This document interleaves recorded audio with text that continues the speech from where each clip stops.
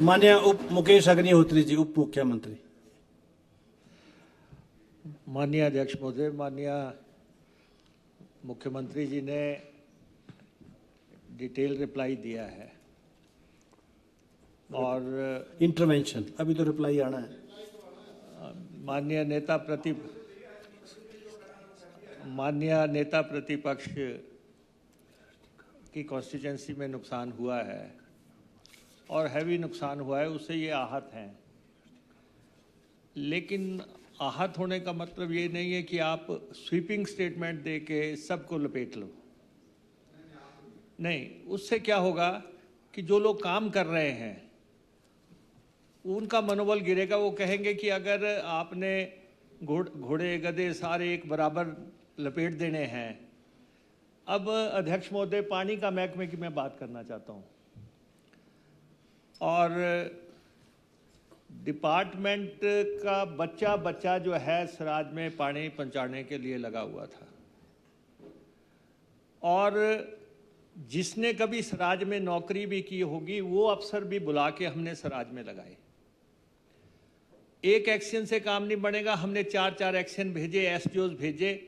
जिन लोगों ने इनकी स्कीमें बनाई थी, 121 करोड़ रुपए की जिन एक्शन एसडीओज ने स्कीमें वो तैयार की थी, उनको भी बुला के वहाँ पे पहुँचाया कि तुम देखो कि कहाँ से लाइन निकलती है, नए लोगों को पता नहीं लगेगा। और मैं खुद वहाँ पे मंडी के दौरे पे था, सराज के दौरे पे था। मुझे मेरे अधिकारियों ने, मेरे इंजीनियर इन चीफ ने और चीफ इंजीनियर ने और दूसरे लोगों ने बताया कि जी आज जयराम जी ने मीटिंग बुला रखी है। हमने कहा कि आपको हमारे साथ आने की ज़रूरत नहीं है, आप जयराम जी की मीटिंग में जाओ। ऑफिसर्स को सीधी इंस्ट्रक्शंस थी कि जयराम जी सिर्फ लीडर ऑफ ऑपोजिशन नहीं है, लेकिन वो उस कॉन्स्टिट्यूंसी के एमएलए भी हैं। आप उनसे डायरेक्ट ऑर्डर्स लो कि क्या कहते हैं वो। इतनी लिबर्टी जो है, तो इतनी लिबर्टी हमने उनको दे रखी थी।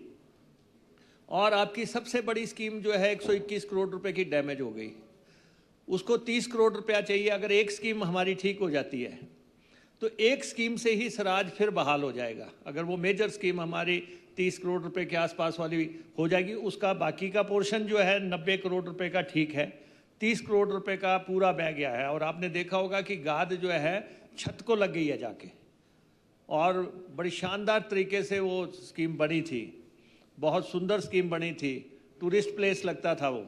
लेकिन ठीक है, वो डैमेज हो गई। मैंने मुख्यमंत्री जी को भी ब्रीफ किया कि उस स्कीम के लिए जो है पैसे का, आप दिल्ली गए थे, आप यूनियन मिनिस्टर से मिले, हमने भी यूनियन को लिखा है कि उसके लिए पैसे चाहिए। लेकिन जितनी भी पुरानी स्कीमें आपकी कॉन्स्टिट्यूंसी में थी, सबको टैप करके आपको पानी देने का प्रयास किया। कॉन्स्टिट्यूंसी को कोई दलगत राजनीति की बात ही नहीं थी।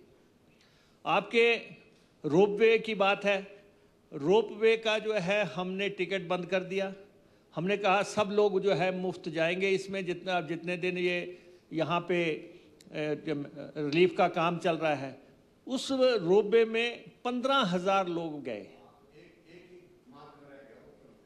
हाँ, 15,000 लोग उसमें गए और सारा सामान जितना भी रिलीफ का था सबका मुफ्त लेके गए। और जो लोगों ने वहाँ पे कहा, बसेस हमने जो है आपके वहाँ मिनी बसेस भेजी कि बड़ी बसेस जा नहीं सकती। अब हमारी बसेस वहाँ फंसी हैं, ठीक है, 50 दिन से वहाँ बसेस फंसी हैं, लेकिन इसका मतलब ये नहीं है कि आप उसके लिए हमारे पे कोई आक्षेप लगाओ। जब वो वहाँ से वो बसें निकल ही नहीं सकती। अब जब तक बस जैसा रास्ता नहीं बनेगा और तब तक जो है उन बसेस को बाहर निकाला ही नहीं जा सकता। इसलिए हमने छोटी बसेस आपके वहाँ पे प्रोवाइड करवाई हैं। और ठीक है, आपकी कॉन्स्टिट्यूंसी, आपने वहाँ पे दर्द होता है, हर एमएलए को दर्द होता है, हर एमएलए को दर्द होता है। मुझे भी दर्द हुआ था जब आप मुख्यमंत्री बनने के बाद पंडोगा आए थे, तो आपने कहा ये इंडस्ट्रियल एरिया मुकेश ने कहाँ बना दिया। तो हमारे आहत हुआ था मैं, क्योंकि मैंने उसको 300 करोड़ रुपए लगा के बढ़ाया था। इसी ढंग से आज आप आहत हो रहे हैं, मैं देख रहा हूं। नहीं, आज आप आहत हो रहे हैं क्योंकि आपने जिस ढंग से उसको बनाया था वो बुनियाद हिली है। और बुनियाद बहुत भीषण तरीके से हिली है। और उसको हमने सारा देखा है कि किस ढंग से एक भी कांग्रेस का आदमी बता दो आप जिसने की कहा हो कि ये आपदा के जिम्मेवार जयराम है। आप बताओ किसने कहा कि आप जिम्मेवार हैं? नहीं, आप ये बताएं। ठीक है, आप सुनिए, मैं आपको सुनिए मैं आपको कहना चाहता हूं, जब पिछली दफा सुनिए, नेता प्रतिपक्ष हैं आप, जब पिछली दफा आपके वहां स्लीपर बैग के आए, बहुत लोगों ने कहा ये जयराम की फॉल्टी डेवलपमेंट है। हमने कहा कुछ भी हो, कोई कांग्रेसी नहीं बोलेगा। डेवलपमेंट का उन्होंने अब डेवलपमेंट कराई अपनी कॉन्स्टिट्यूंसी में, मुख्यमंत्री थे, ठीक है, सारी पूंजी आपके हाथ में थी, आप जितना खींच सकते थे आपने लगाई। अगर ज़्यादा लालच ना किया होता तो 27-25 सीटों पे आप पहुंच गए थे, हो सकता 35 पे भी पहुंच जाते। अगर इतना लालच सिर्फ एक कॉन्स्टिट्यूंसी का ना करते आप। नहीं नहीं नहीं नहीं, ऐसा ही है। नहीं, आप तो रोया करते थे हमारे पास आके कि कुछ नहीं मिल रहा है। नहीं, तो ऐसा नहीं है। आपने बहुत सुंदर वहां पे आपने स्थितियां बनाई।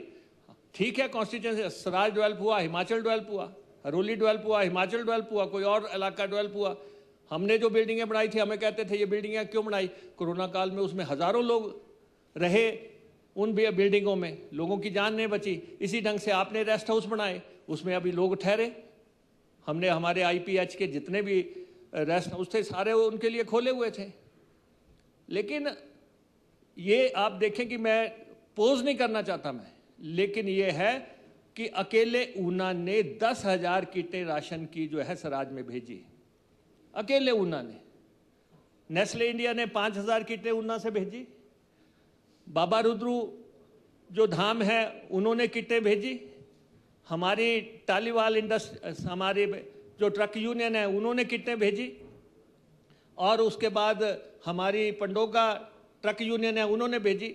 10,000 किटें वहां से गई। ये एक रिश्ता है हमारा एक दूसरे के प्रति। कोई भी कभी कष्ट में हो सकता है, लेकिन आप सिर्फ रिकॉग्नाइज ना करें, किसी को रिकॉग्नाइज ना करें। अब वो एक सरदार है, बेला सरदार जिसको लिखते हैं, बॉबी, आपने तो उसका शेल्टर तोड़वा दिया था, यहाँ पे से IGMC से हटवा दिया था, लेकिन मुसीबत में वो आपके काम आया। आपको 1 करोड़ रुपए से ज्यादा उसने दिया आपके वहां पे, और आपको कहा कि 25-25 हजार रुपए के आप मेरे को कितने केसेस दे दो, मैं सारे जो है उन लोगों को पैसे भेजूंगा। तो ये मानवता का विषय है। सब लोगों ने कोशिश की, गवर्नमेंट से जो हो सकता था वो सब कुछ किया गया। सारे ऑफिसर सड़कों पे रहे, सारे हमारे डिपार्टमेंट के ऑफिसर। अब नुकसान का आकलन ही इतना है। आप दिल्ली गए, MPs को भी साथ ले गए, लेकिन मिला तो कुछ नहीं अभी तक। हमारे पास तो कुछ नहीं आया। हम कह रहे हैं कि, या मुख्यमंत्री जी तो कह रहे थे कि आपने स्वराज के पैकेज की बात की। मैं कहता हूं आप स्वराज को ही दिला दो, आप स्वराज को ही दिला दो। हमें हमारा कम से कम जो है 300 करोड़ रुपए का अकेले पानी का नुकसान आपकी कॉन्स्टिट्यूंसी में हुआ है। 300 करोड़ रुपए का नुकसान है, ये भरपाई नहीं हो सकती। अगर आपको प्रधानमंत्री जी से आपके अच्छे संबंध हैं, आप नेता प्रतिपक्ष हैं, आप MLA भी हैं उस कॉन्स्टिट्यूंसी के, अगर आप अपनी कॉन्स्टिट्यूंसी को मांगते हैं, हमें कोई हर्ज नहीं है। लेकिन ठीक है, एक धारणा रही है कि अब तक आप पैसा रुकवाने जाते थे, इस दफा आप लेने गए थे। नहीं, ये धारणा रही है, क्योंकि हम भी जाते हैं मिनिस्ट्रीज में मिलने, तो वो हमें क्या कहते हैं कि यार फलां आदमी से बुलवा दो। हम कहते हैं कि नहीं, हमें बोलते हैं, मंत्री लोग बोलते हैं, आपके जो यूनियन मिनिस्टर्स हमें बोलते हैं कि वो बोलते हैं कि हम तो देना चाह रहे हैं, लेकिन जो है बवाल हो जाएगा। तो इसलिए जो है आप तो नेता अब यहाँ फैसिलिटीज की बात आ रही थी, आप कह रहे थे कि इसने फाइल रोक दी। मेरी तो आपने फाइल खोली नहीं, मेरे को आपने नहीं दी, कार तो नहीं दी ना 3 लाख किलोमीटर चलने पे जो कंडम हो जाती है वो कार नेता प्रतिपक्ष को दे दी। नहीं, और आप पे तो मुख्यमंत्री, आपको ऐसा है, आप पे तो मुख्यमंत्री इतने मेहरबान हैं आप पे तो मुख्यमंत्री इतने मेहरबान हैं कि चीफ मिनिस्टर की एस्कॉर्ट पायलट आपको साथ ही दे दी थी, कोठी भी पहले दिन दे दी थी। मेरे को आपने 2.5 साल के बाद बोला कि आपको कोठी देता हूँ। है नहीं नहीं नहीं, दे कहाँ रहे थे आप? नेता प्रतिपक्ष को कोठी कहाँ दे रहे थे आप? नेता प्रतिपक्ष को मकान कहाँ दे रहे थे? चलो ये इस वक्त विषय नहीं है, लेकिन हमने तो आपको कहा था कि नेता प्रतिपक्ष का जो है, जो रुतबा है उसको तय कर दो। और मैंने आपको ये कहा था कि आपने नेता प्रतिपक्ष बनना है, आपको भुगतना पड़ेगा। आप मेरे को चाहे ना दो, मुकेश को थोड़ी दे रहे हैं, आप एक इंस्टीट्यूशन को दे रहे हैं। हमें तो पीएन भी नहीं देते थे। तो ऐसी ऐसी स्थितियां रही।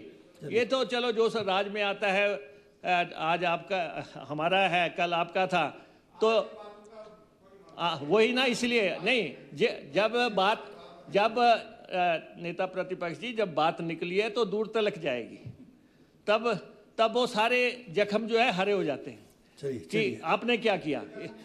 नहीं नहीं नहीं, हमें कोई जख्म नहीं है, हमारे पर मर्म लगा लो। लेकिन हमारे यहाँ कोई नहीं है। लेकिन ये है कि जो संभव हो सका सरकार में, सरकार ने वहाँ पे किया है, और जहाँ पे जाया जा सकता था वहाँ हम गए हैं। ठीक है, आपकी कॉन्स्टिट्यूंसी है, आपको नुकसान हुआ है तो ठीक, वो आपको दर्द होना, पीड़ा होना स्वाभाविक है, और हर एमएलए को होगा। जिस एमएलए के, कोई भी प्रोजेक्ट बनाना आसान नहीं है कहने का। अभी हमारे वहाँ पे हरोली में मैं देख रहा था, एक नाला बन रहा है 10 करोड़ रुपए की लागत से।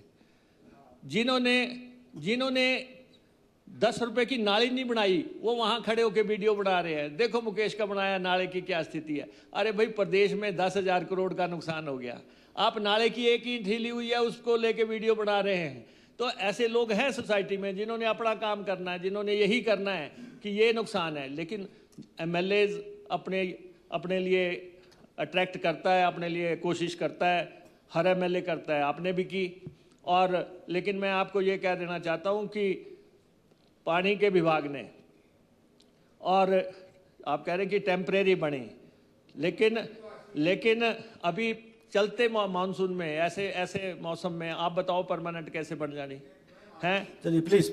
तो इसलिए पानी भी, बसें भी, मदद भी, रोपे भी, जो कुछ हमारे पास था, दिन रात हम। और ये एक पहली सरकार होगी, मैं आपको बताऊं, जिसने ये कहा कि नेता प्रतिपक्ष जो कह रहे हैं उसके मुताबिक करो आप। उनको कोई दिमाग में ये नहीं होना चाहिए कि सरकार ने जो है मेरी कॉन्स्टिट्यूंसी पे तवज्जो नहीं दी। इसलिए मैं फैक्ट्स जो है स्टेट करना चाहता था। बाकी एक बात सर मैंने लास्ट में कहनी है, वो मेरे दिल की बात है। यहाँ हमारे जगत सिंह नेगी जी चले गए बाहर, ठीक है, मसला चाहे जो मर्जी हो, हम आपकी कॉन्स्टिट्यूंसी है, नेगी जी वहाँ पे गए। हम अतिथि देवो भव की परंपरा पे काम करते हैं, ये प्रदेश की बेसिक मूल भावना है। आज नेगी जी आपकी कॉन्स्टिट्यूंसी में गए थे, कल आप उस कॉन्स्टिट्यूंसी में जाओगे, लेकिन ये रवायत मत शुरू करो कि किसी की गाड़ियों पे जूते फेंकवाने हैं या काले झंडे फेंकवाने हैं। आज एक पे गिरेगा, कल दूसरे पे गिरेगा। लोग जो है सोसाइटी में ऐसे नहीं नहीं नहीं नहीं नहीं नहीं नहीं हाँ, नहीं देखो, नहीं देखिए, नहीं आप देखिए, नहीं देखिए, ऐसा है ना, ये देखो ऐसा है, एक मिनट सुनो, नहीं आप सुनो, हाँ नहीं सुनिए, और नहीं सुनिए, नहीं सुनिए अध्यक्ष महोदय, खरबूजा चाकू पे गिरेगा या चाकू खरबूजे पे गिरेगा? कटेगा खरबूजा। तो इसलिए जो है, अगर ये रवायत शुरू हो गई, आज हमारे पे जूते फेंकेंगे, कल आप पे जूते गिरेंगे। मत शुरू करो ये रवायत, कोई भी किसी कोई भी कॉन्स्टिट्यूंसियों में ये रवायत मत शुरू करो, काले झंडे दिखाने की और जूते फेंकवाने की। ये रवायत जो है, इस पर अंकुश लगना चाहिए, हर हालत में लगना चाहिए, ये मैं कहना चाहता हूं। बाकी हम फेडरल स्ट्रक्चर में काम कर रहे हैं, अगर हम सरकार में बैठे हैं, केंद्र की मदद आएगी, हमारा राइट है ये, हम कोई पाकिस्तान से नहीं आए हुए हैं, हमारा राइट है, वो पैसा आएगा, वो तभी लगेगा सबके। जब आपकी सरकार थी तब भी आता था, हमारी सरकार है, हमारा हक है फेडरल स्ट्रक्चर में, वो हमें मिलेगा। इसलिए अध्यक्ष महोदय, ये जो आरोप थे कि ये कैजुअल रवैया था सरकार का, ऐसा कुछ नहीं था, पूरी मेहनत से काम हुआ है। धन्यवाद। अब